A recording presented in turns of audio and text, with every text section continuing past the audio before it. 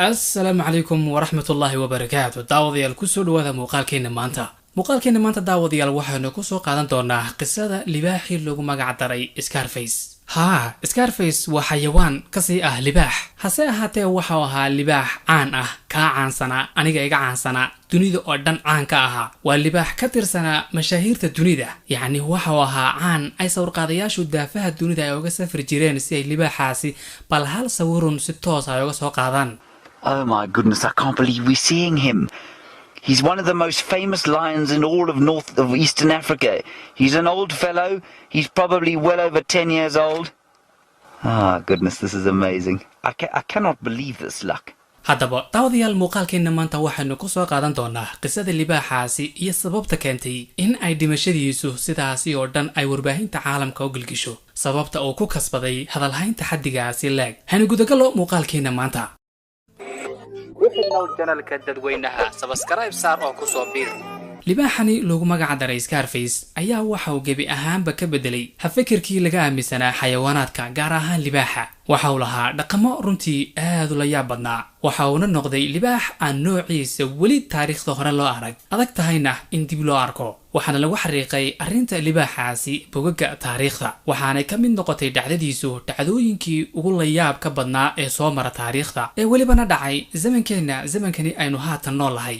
boqolaal sano kadib haddii ay dunida sii jirto, waxay dhacdadiisu noqon doontaa mid lagu soo halqabsado sanadkii 2021. haddaba waxaa laga yaabaa in is leedahay warniyaho mukhtaaro, maxaa uu yahay libaaxani aad sidaasi oo dhan u buunbuuninaysid? muxuuse libaaxyada kale kaga dugan yahay? okay, aniga ayaa haatan ku waramaya. libaaxani horta waa libaax la yimid dhaqamo aan hore loogu arag xayawaanaadka.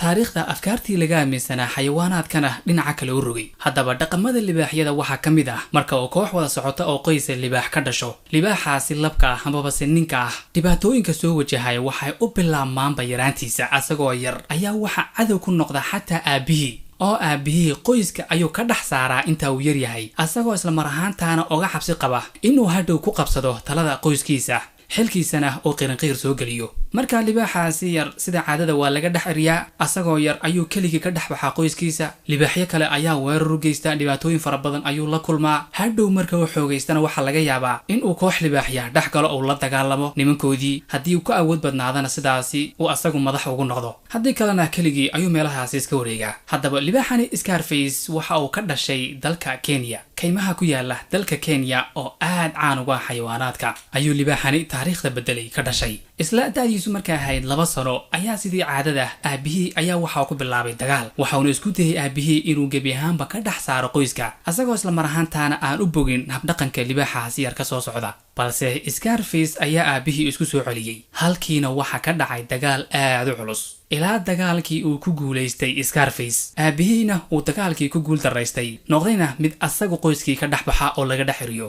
aabihii oo damcay inuu qoyskiisa ka dhex saaro ayuu aabihii laftiisa asagoo 2 jira ka dhex eriyay. haddaba arrinta cajaa'ibka ah ee uu Scarface libaaxyada kale kaga duganaa ayaa waxay ahayd asagu walaalihii maan oriyin, waxa uu la dhashay 3 kale oo libaaxya oo niman ah. maxaa uu yidhi Scarface, aniga ayaa fikrad cusub la imanaya, walaaladii xaggan kala dagaalami lahaa waxaan ka dhiganayaa ciidan.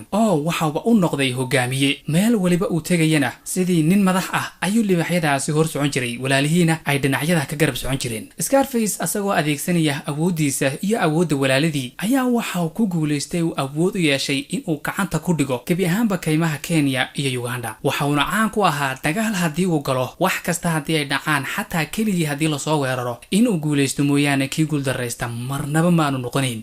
libaaxan ayaa waxa uu caan noqday kadib markii laga soo duubay muuqaal 2012 asagoo la dagaalamayay libaaxyo aad u tiro badan. keligii ayaa waxa weerar ku soo qaaday ku dhawaad 6 libaax.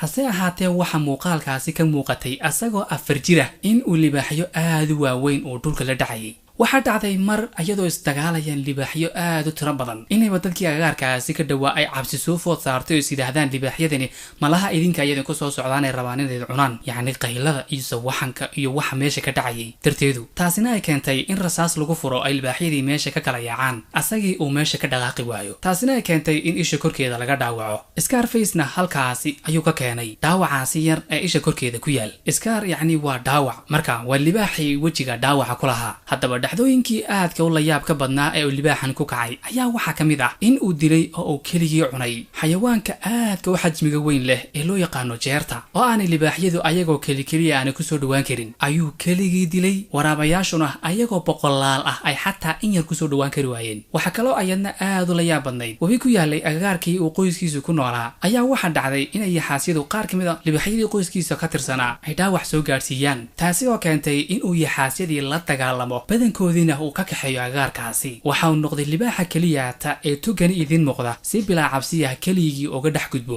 xagga ay adag tahay inuu xayawaan ka gudbo asagoo caafimaad qaba webigaas sababtuna ay tahay inay isla markaaba ay yaxaasyadu weerar kusoo qaadayaan hase ahaatee asagoo ha bilaa cabsiya ayuu dhex mari jiray webigaas dhacdooyinkii kale oo caanka ku ah libaaxani waxaa ka mid ah keligii ayaa waxa uu nafta dhaafiyey tiro gaadhaysa 400 oo waraabihii baa yaabaanku udhay meesha uu Scarface maro waa uu ka leexanayay waraabuhu marka uu arko Scarface oo ugaadh ku cashaynaya waxa uu odhanayay miciyaha Scarface walaalahay ayaa ku maqan miyaan ku dhawaan karaa waxyaabaha kale oo libaaxyada kale kaga duwanaa Scarface ayaa waxaa ka mid ahayd waxa uu awood u yeeshay muddo 12 sano ah inuu xukumo kaymihii agagaarkaasi oo dhan ka dhawaa libaax marka loo eego muddo 12 sano ah waa waqti aad u ballaaran oo sida caadada ah libaaxa ugu badan waxa uu xukunka haystaa 5 sano oo sida caadada waxay u dhaxaysaa 3 sano 4 sano 5 sano ka ugu badan balse asagu ilaa uu ka dhimanayay xukunka asaga ayaa haystay muddo 12 sano ah ayuu maamulka haystay hal libaaxoo ku dhiirada oo kusoo dhawaadana maanu jirin waxyaabaha kale oo libaaxyada kale kaga duganaa ayaa waxay ahayd miciyihiisii kamaanay dhicin cidiyihiisii sidoo kale kamaanay dhicin xagga libaaxyadu badanaa markay gaboobaan ay miciyuhu ka daataan sidoo kale Scarface weligii dad weerar kumaanu qaadin oo dadku markay muuqaalada ka duubayaan amaba si ay sawirayaan waa uu kusoo dhawaan jiray asagoona wax dhibaato u geysan taasi oo keentay inayba dadka qaari daadagaan ay muuqaalo ka duubaan dadku ayagoo ugu dhex keli jiray kaymaha uu ku nool yahay si ay muuqaal looga soo duubaan haddana marnaba lama soo sheegin asagoo weerar ku qaaday dadkaas yacni sidii inuu leeyahay oo kale idinkii miya soo galoo soo dhawaada iska duubta waxaad duubanaysaan aniga ayaa meesha madax ka ah ugu dambeynna Scarface waxa uu geeriyooday ku dhawaad isbuuc ka hor si degan ayaanay naftii uga baxday ayadoon la dhibaatayn libaaxyo kale aanay weerar ku soo qaadin ayuu si dabiici ah oo degan u nafbaxay ayadoo waqtigaasi da'diisu ahayd 14 sano waxaa sidoo kale xusid mudan muddadii uu Scarface xukunka ku haystay kaymahaasi Kenya waxa weerar ku soo qaaday oo damcay inay xukunka kala wareegaan ku dhawaad 130 libaax 130 libaax ee weerar ku soo qaadayna waa uu ka adkaaday dhammaantood 10 lama ilaawana ayuu u dhigay haddaba dhimashada libaaxan ayaa waxay noqotay mid saameyn weyn ku yeelata dunida warbaahimaha ugu waaweyn dunida ayaana maalintii uu libaaxaasi dhintay aad uga warramay libaaxan waxaana yidhaahdeen ugu dambeyn boqorkii boqorada xayawaanaadka waa uu geeriyooday sidoo kale waxa ay dawladdu u samaysay aas qaran yacni sidii xidig dunida ka baxay ayaa waxay u sameeyeen aas qaran haddaba ugu dambeyn daawadayaal muuqaalkeena maanta halkaasi ayuu ku egyahay waad ku mahadsantahay daawashada haatan waxaan idinka bixi doonaa oo daawan doontaan muuqaalna looga soo diray dhanka iyo Hargeysa waa muuqaal iska madadaala oo dadka su'aalo lagu weydiinayay bal imikii haatanna aan isaga kiin baxo idinka iyo muuqaalkaasi waxaan leeyahay daawasho wanaagsan السلام عليكم ورحمة الله وبركاته دماس ومد الصومالية هذه أدبان سلامة يا أحد نقدر دعونا سماع تقلين فيلم فروكس هو channel التدوينة إن أصحابه حنك عصنا يا فرصة يا ليس أنا كسب مغاد channel التدوينة حين يكعصنا يا إن channel كي قاعد تقلين فيلم فروكس هذا أنا يسوع دقة صوب وقتال كلية تبغون وقفة يكسر رعاة أيان يفرحها مركا صوب وقتال اللي هذه أدبان ماستين برنامج كمان تاونا برنامج سؤاله وتكب قدو تهدو إلى هذا أو حيسق قدو تهدو إلى هذا ساس عشرون أكسب. السلام عليكم سوري channel التدوينة. السلام ما عارف ظاهر عبد علي. ظاهر سؤال بنكودينا. قالوا سكوت مركز في عاض عقلي قاعد عمرنا إنك تشوف. سؤال شو حكوا رانسا. سيد اللي حلوقي 100 تونا. سيد اللي 100 تونا. سيد اللي حلوقي 100 تونا مسا اللي سيد اللي 100 تونا. سيد اللي حلوقي. ما شنيتون ما سيد اللي حلوقي. وامسا. لح سيد لوقي وحوية صدحت. نوب. سيد يو لح.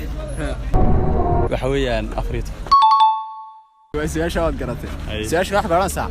لح بيضة. أي. أي أول بكتيران. أي. أفر كم إذا قاضي؟ ما حدا يسا. ما حدا يقول سؤال. لح ميدو بيضة. أي أول بكتيران. أي. أفر كم إذا قاضي؟ أي. ما حدا يسا.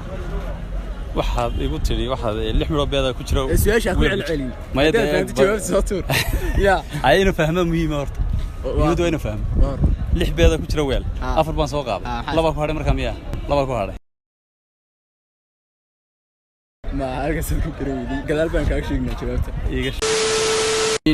imikana qofkii labaadaan soo qabanay kusoo dhawo walaa janal waan ku dhawahay su-aal baan kuweydiinaya dad gartaa baalmadin baad leedahay su-aashu waxay ka odhanaysaa lix beeda ayaa weel bay ku wada dhex jiraan afar ka midaad qaaday maxaad haysaa bismillaah magacaygu waa axmed xaamid haddaan su-aashaas ku dayo dee laba hadhaya laba ka yara fiirsa su-aasha maxaad tidhi biligu su-aalaya lix beeda ayaa waxay ku wada jiraan weel afar ka midaad qaaday maxaad haysaa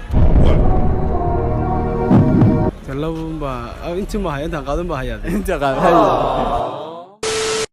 horta kusoo dhawo janal waan ku dhawahay magacaaga saddexaad cabdirashiid cali su-aalo waxay ka odhanaya cabdirashiidow sideed lix loo geeyey miyaa 15 mise lix sideed loo geeyaa 15 sideed lix loo geeyey miyaa 15 mise lix sideed loo geeyaa 15 lix sideed loo geeyey mise sideed lix loo geeyey labadaba ma sideed lix loo geeyey waa 14 way su-aasha kale waxay ka odhanaysaa lix beeda ayaa weel bay ku jiraan afar ka midaad qaaday maxaad haysaa lix baa ku jiro weel afar baad qaaday ka mid ah laba waxaan hayaa afar baan hayaa afartaa soo qaadan baan hayaa labada odhan gaadhay ma odhan gaadhin afraadaan soo qabanay kusoo dhawo saaca aad iyo aad baan u dhawahay magacaaga saddexaad axmed cali axmed oo su-aalaan kuweydiinaa bal isku day inaad garato su-aasha waxay ka odhanaysaa afar bay hooyadaa dhashay mid bari baa la idhaa midna galbeed midna waqooyi ka afraad maxaa la odhanayaa waxaa la bariyo waqooyi galbeed koonfur ayaa la odhanayaa adiga ma odhanayn ka afraad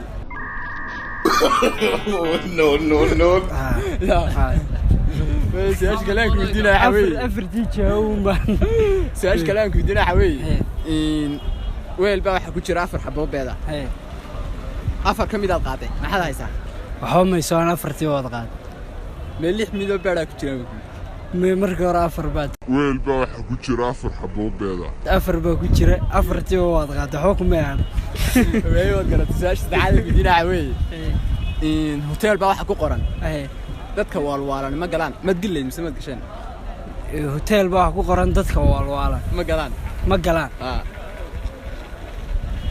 haa waan geli lahaa dadka waalwaalan baan gelin waan geli lahaa oo miir qaba sababtaa oo miir qaba kiig saxiga waxaa ku qoran qofka caqliga la ayuun baa gala ma geli mise maad gasheen ma galeen kaa waayo dee caqliba ma jira maxaan ku gala aad iyo aad baa mahadsantahay saaxiib السلام عليكم سلوى ساعة وعليكم السلام ورحمة الله وبركاته magacaaga saddexaad magacayga saddexaad waa Bukr Axmed Daal Bukr su'aalan ku diinna su'aal waxa ka oranayaan